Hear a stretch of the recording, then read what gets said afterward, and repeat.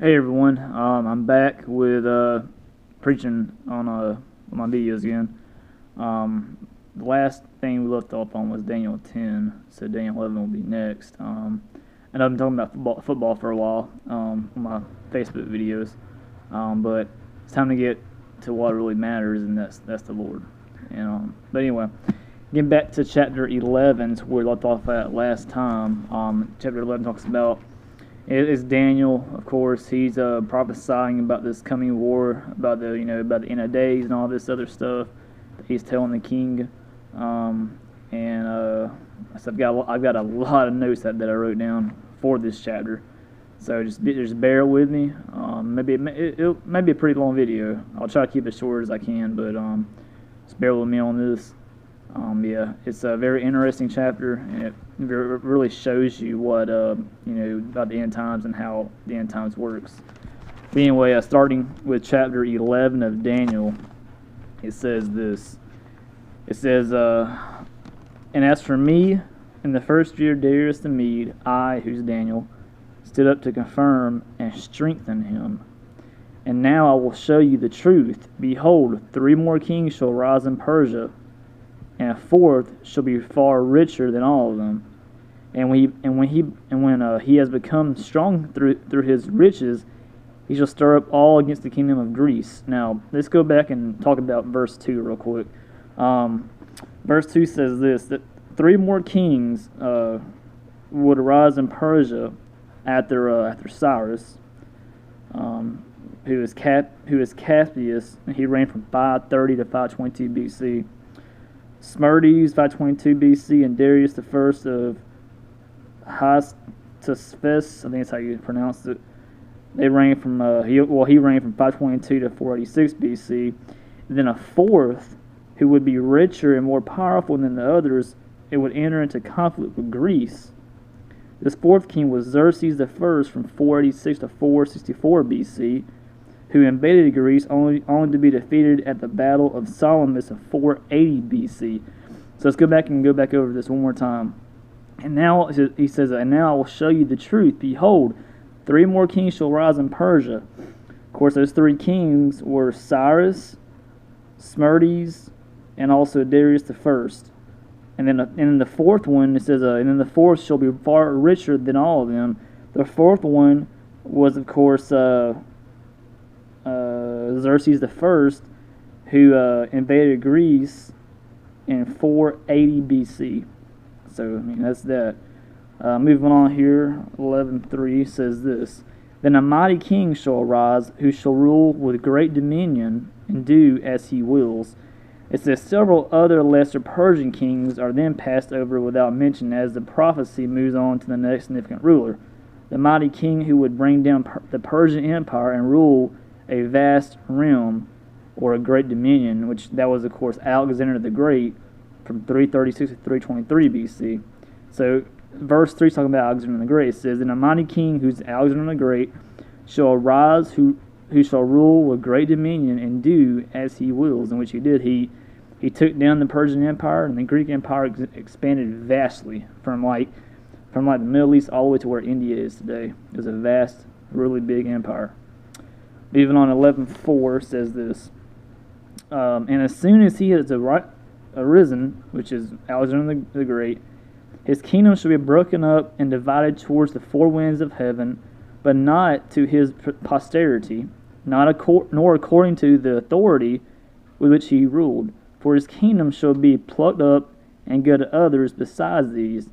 Now I'm breaking this one down. It says this: "As soon as he has arisen, his kingdom shall be broken and divided towards the 4 winds of heaven."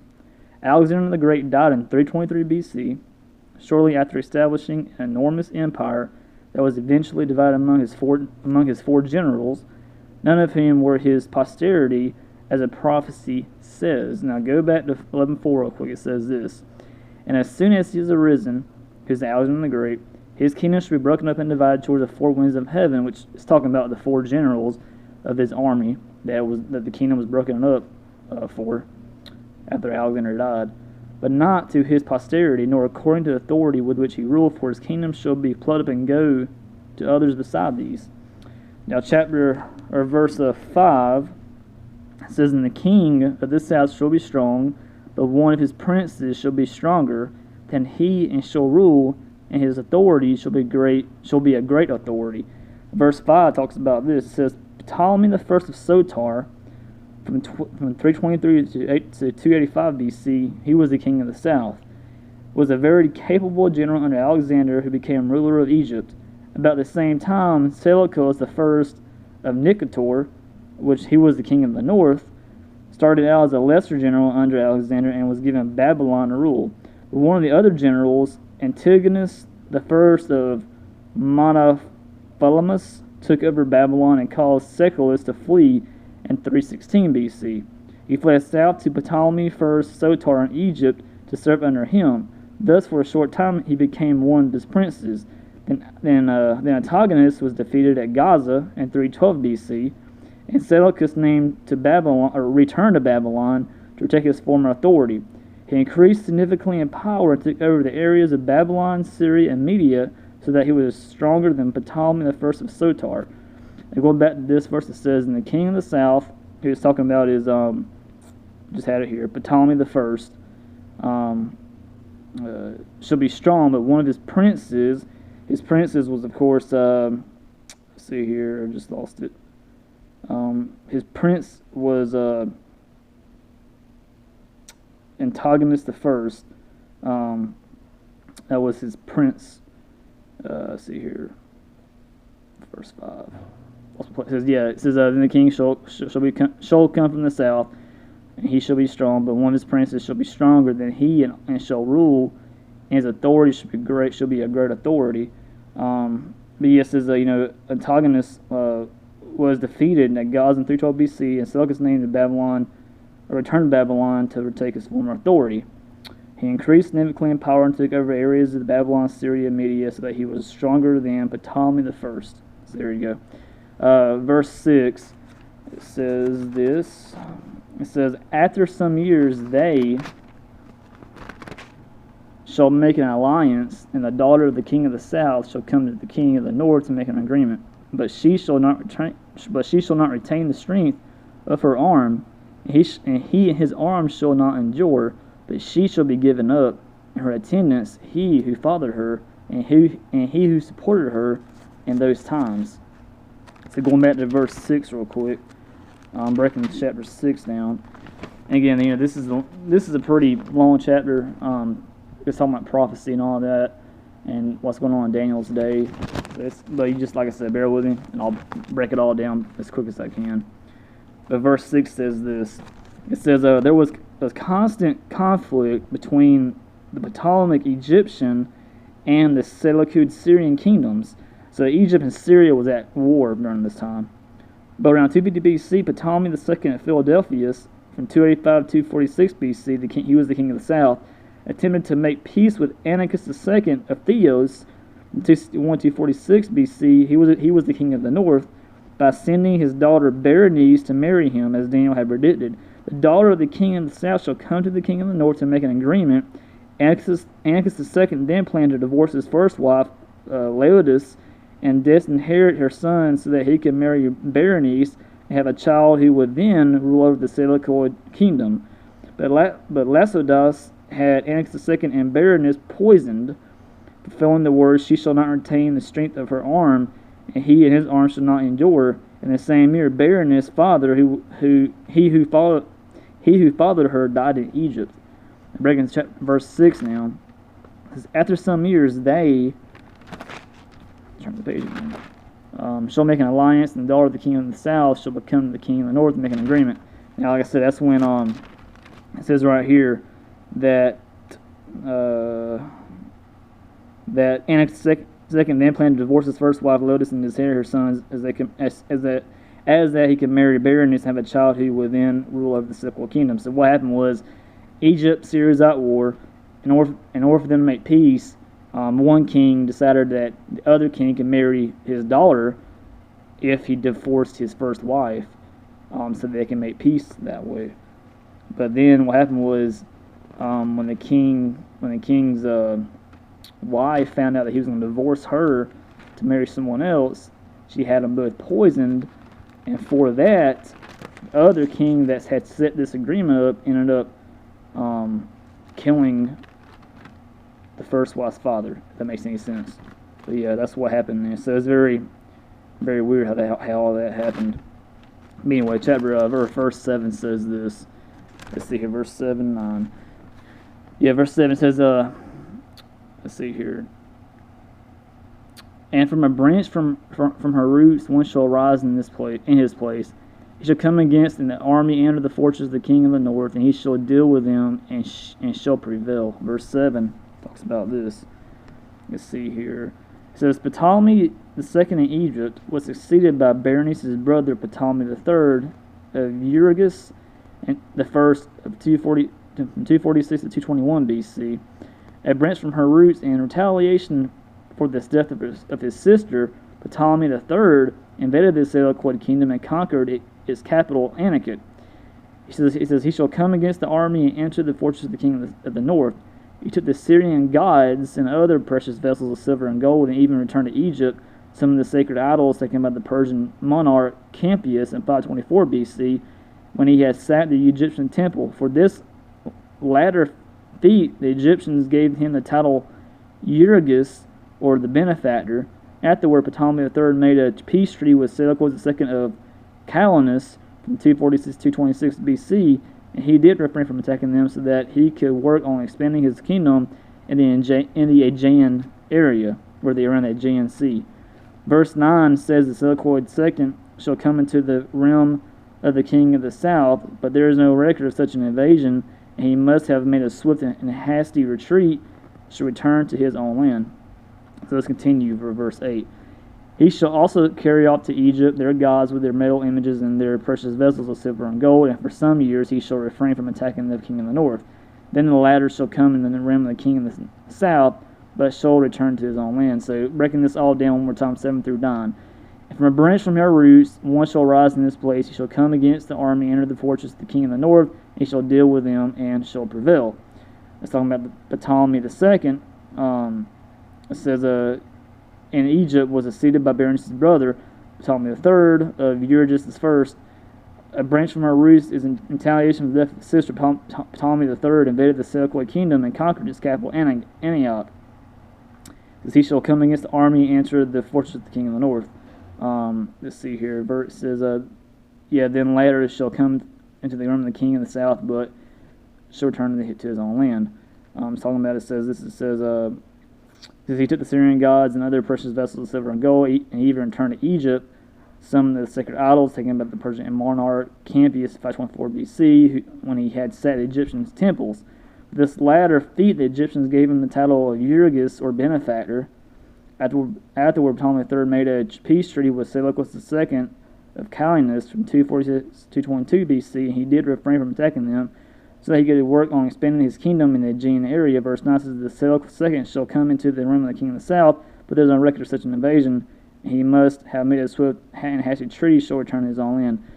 So it sounded like there was a war going on, of course. One king got afraid of the other king, and when he realized that, he, of course, retreated back and went back to his kingdom. So there's a lot of war going on between Syria and Egypt at this time.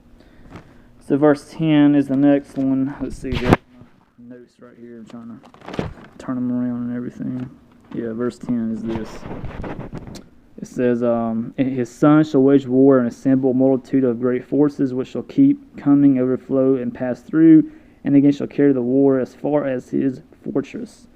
It says, after the Seleucus II of Calonus' death in 226 BC, his sons, Seleucus III of Carinus in 226 to 223 BC, Antiochus III the Great 223 to 187 BC, continued skirmishes with the Ptolemy. Seleucus III was murdered after a short reign, but his brother took the disorganized state and made it into a strong nation. In 219 and 218 BC, Antiochus III campaigned in Phoenicia and Palestine, so that he made it as far as a fortress in Raphia, southwest of Gaza.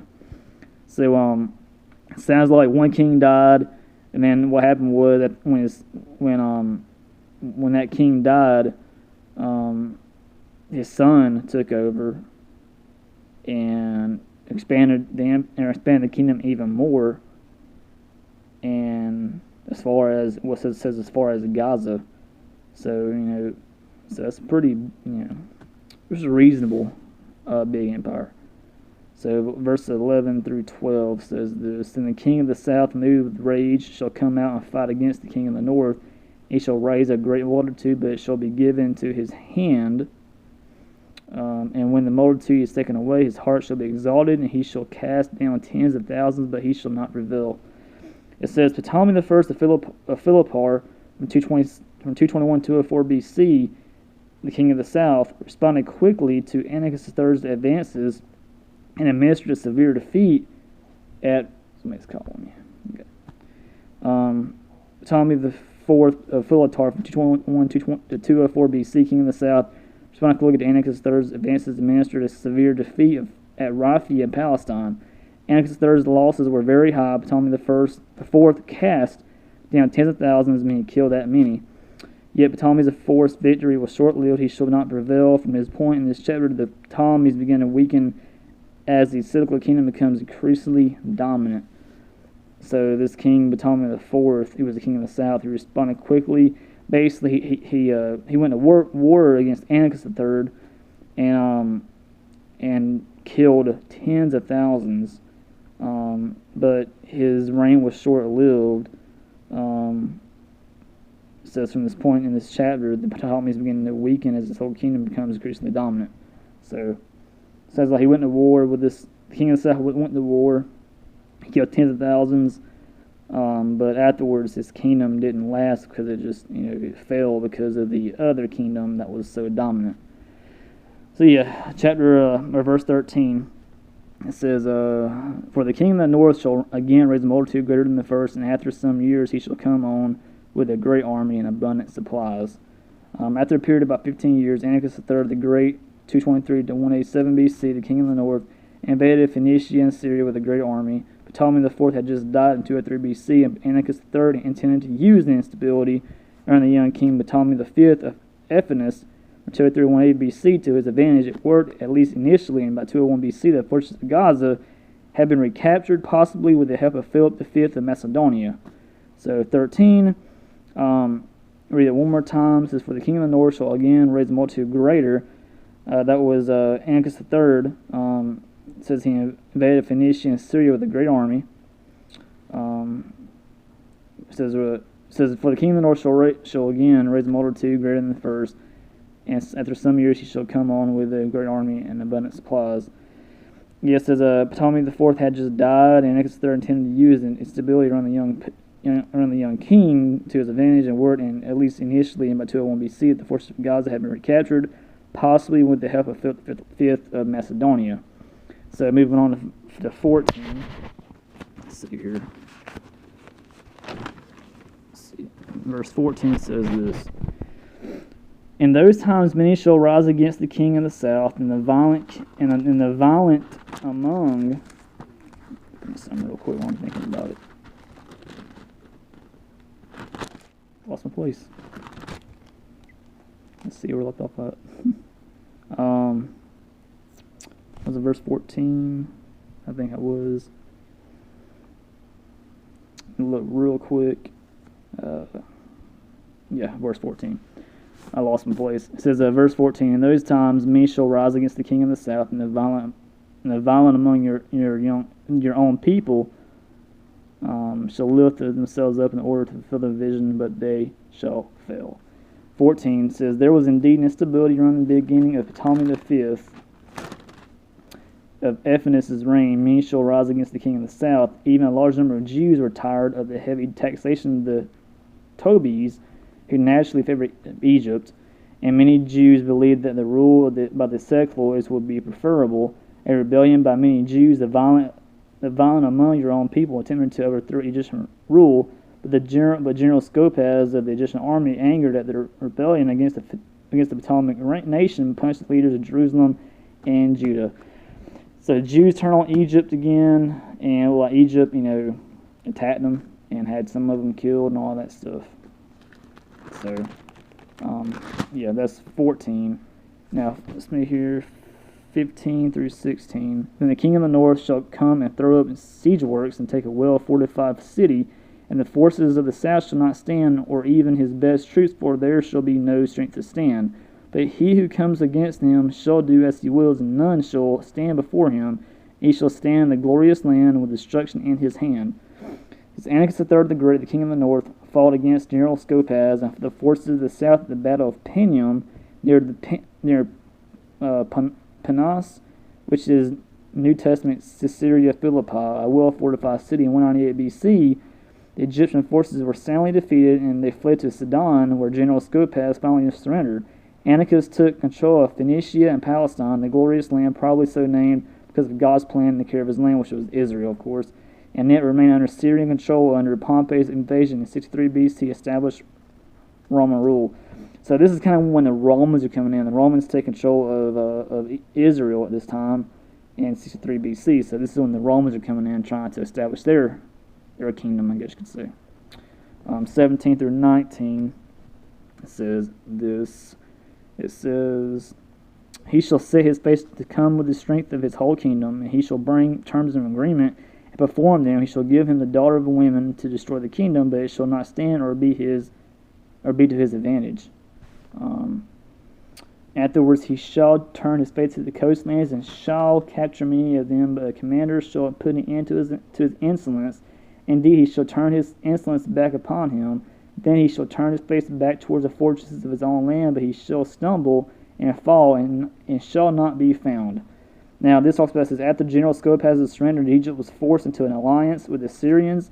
Antiochus III the Great even gave his daughter, Cleopatra, not the famous one from a later period, especially with Julius Caesar and Mark Antony, to Ptolemy V in marriage. Antiochus III hoped that her offspring would rule over Egypt to give him the further power over Egypt. But Cleopatra supported Ptolemy V of Ephesus instead of her father. It shall not stand or be to his advantage. Verses 18 through 19 records Antiochus III's initial success in the region of the coastlands, a reference to Asia Minor, which is Turkey today, and possibly also mainland Greece. But ultimately, he was defeated by Roman and Greek troops. The Romans forced him to sign a treaty at Apamea in 188 BC and surrendered territory such as his military force and 20 hostages. One was his son Antiochus IV of Ephesus. He was also forced to pay a large tribute to Rome. He returned home and was killed by an angry mob. He shall stumble and fall while he was trying to pillage a temple of Zeus and Elymas to pay for the heavy tribute to Rome. So it seems like he came to that temple after all that happened and tried to pillage it, and the Roman troops had him killed. So next is verse 20 says, Then shall arise in his place one who shall send an exactor of tribute for the glory of the kingdom, but within a few days he shall be broken, neither in anger nor in battle. So let's see here, make sure I've got all this right. Yeah. Turn this over. Verse 20. It says this. Explain that. It says, Antiochus III, the great son of Seleucus IV of Philippar, from 187 175 BC, succeeded him and sent a tax collector or an exactor of tribute, Heliodorus, to collect the money necessary to pay Rome their yearly tribute of 1,000 talents. He even tried to plunder the temple in Jerusalem, but decided against it after being terrified by a dream. God probably sent him that dream. Seleucus IV was not killed in anger by an angry mob like his father or in battle, but was poisoned by his own tax collector, Heliodorus. That's pretty bad for him. 21 through 23, it says this. It says, In his place shall arise a contemptible person to whom royal majesty has not been given. He shall come in without warning, obtain the kingdom by flattery. His armies shall be utterly swept away before him, and broken even the prince of the covenant. And from the time when that alliance is made with him, he shall act deceitfully. He shall become strong with a small people. It says right here, it says verse 21 through 23, breaking this down. In his place shall rise a contemptible person, Antiochus IV of Ephesus, reigned from 175 to 164 BC, who was also the little horn of chapter 8. He took the name Antiochus of Ephesus, manifest one, but others called him Ephemenes, or madman. Seleucus IV Philippar's son, Demetrius I Soter, was the rightful heir to the throne, but because he was imprisoned in Rome, Antiochus IV of Ephesus took the throne. This goes back to the little horn of chapter 8 that many believe is the Antichrist that rises, at the end times, to take over the world, to create a new world order and all that. From what the Bible talks about, that little horn isn't the Antichrist. The little horn is actually Antiochus IV. So some of y'all that think the little horn is the Antichrist, no, it's actually Antiochus IV. So that's some, what do you call it? That's some info, I guess, some new info for you if you didn't know that. Anyway, it says he paid off. Or my bad. It says Antiochus IV of Philippar's son, Demetrius I of Soter, was the rightful heir to the throne, but because he was imprisoned in Rome and Antiochus IV of Ephesus to the throne, even though royal majesty had not been given to him, he paid off important people for supporting him, which is what the phrase "to obtain the kingdom of flattery" refers to. Ptolemy IV of Philometor, 181-145 BC of Egypt, came against Antiochus IV, but was defeated and held as a hostage.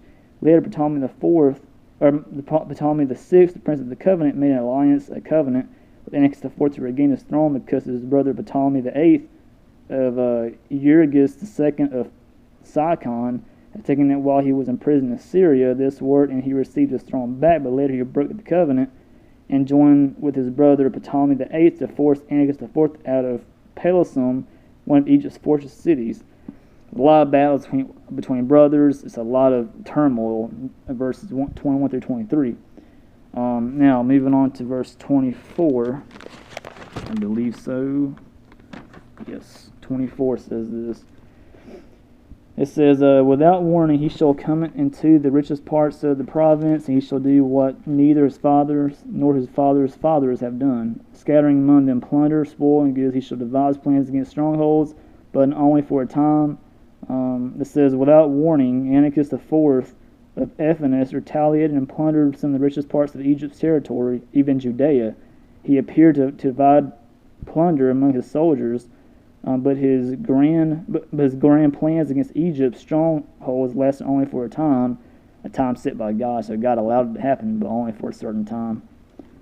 25 through 27, and he shall stir up his power and his heart against the king of the south of the great army, and the king of the south shall wage war with an exceedingly great and mighty army, but he shall not stand, for plots shall be devised against him. Even those who eat his food shall break him, his army shall be swept away, and many shall fall down slain. And as for the two kings, their hearts shall be bent on doing evil. They shall speak lies at the same table, but to no avail, for the end is yet to be at the time appointed. So it says, these verses appear to refer to the events of Antiochus IV of Ephesus' first battle with Egypt, and explain in more detail why Ptolemy VI of Philometor was defeated. Ptolemy VI's own trusted counselors, those who eat his food, encouraged him to go against Antiochus IV, his uncle, and he was defeated. Then the two kings, Antiochus IV and Ptolemy VI, now the former's prisoner, made a covenant to regain control of Egypt from Ptolemy VI's brother, Ptolemy VIII, but neither king intended to keep the covenant. They shall speak lies to each other, merely intending to use each other for their own advantage. While their alliance had initial success capturing Memphis, and it failed to capture all of Egypt, Ptolemy VIII continued to rule in Alexandria. Later, the two brothers, Ptolemy VI and Ptolemy VIII, joined forces and ruled together over all of Egypt. So they came together as one, to fight these other empires, so they could capture Egypt and reign over Egypt themselves. Verse 28. And he shall return to his land with a great wealth, but his heart shall be set against against the holy covenant, and he shall work his will and return to his own land. It says, Antiochus IV of Ephesus returned to his land after plundering Egypt in 169 BC, and on his way home stopped in Palestine, which is Israel today, and found an insurrection going on. He dealt ruthlessly with the Jews. His heart shall be set against the holy covenant, killing 80,000 men, women, and children, and plundering the temple. The Jews were infuriated at the brutality of this ruler and began a full-fledged revolt, generally called the Maccabean revolt. He attacked the Jews, and Jews retaliated and ended up attacking them. So, that's just how it is. Verse 29. Let's see here. trying to follow my notes here so I can explain all this to you. See, 29 says this. 29 through 30. At the time appointed he shall return and come to the south, but it shall not be this time as it was before, for ships of Kittim shall come against him. He shall be afraid of and withdraw, and shall turn back, and be enraged, and take action against the Holy Covenant. He shall turn back and pay attention to those who forsake the Holy Covenant. It says in 168 BC, the time appointed by God, Antiochus IV of Ephesus invaded Egypt again, but this time he met with a humiliating defeat. The Romans had joined forces with the Ptolemies, and Antiochus IV was no match for the Roman army, and especially the ships of Kittim. Kittim is the ancient name for Cyprus, but it came to be used for the lands around the Mediterranean Sea in general, and in this case, specifically the Romans. So this is kind of when the Roman Empire started in Rome, but then it expanded to Cyprus, and now starting to expand all across the Middle East. It says, several early historians tell the story of the defeat of Antiochus IV, saying that the Roman commander Gaius Popilius Laenas met Antiochus IV outside Alexandria and handed him a letter from the Roman Senate telling him to leave Egypt or risk war with Rome. Next, he drew a circle around Antiochus IV and told him to decide before he left the circle. Antiochus IV wisely chose to leave Egypt, and 167 BC turned his anger towards Palestine, and be enraged and take action against the Holy Covenant, and sent his chief tax collector Apollonius to Jerusalem. Initially, Apollonius appeared to come in peace, but on the Sabbath he began killing people and plundering the city. He also rewarded those Jews who supported the Hellenistic policies of the Greek policy.